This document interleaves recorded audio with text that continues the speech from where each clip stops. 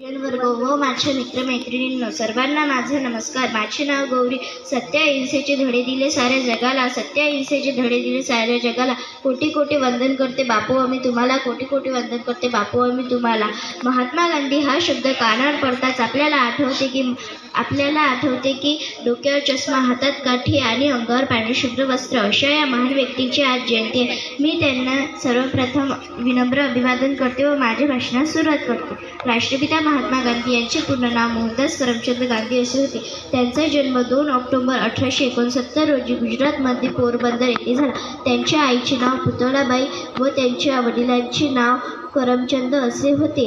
त्यांचे प्राथमिक शिक्षण पोरबंदर, माध्यमिक शिक्षण राजकोट व त्यांचे वकिलीचे शिक्षण इंग्लंडला झाले. त्यावेळी भारतामध्ये इंग्रजांचे राज्य होते. ते भारतीयांना अपमानास्पद वागणूक देत होते.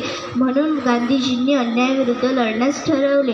त्यांनी सत्य व अहिंसा या तंत्राचा वापर केला. भारताला स्वातंत्र्य मिळवावे यासाठी त्यांनी अधिक परिश्रम केले. धन्यवाद.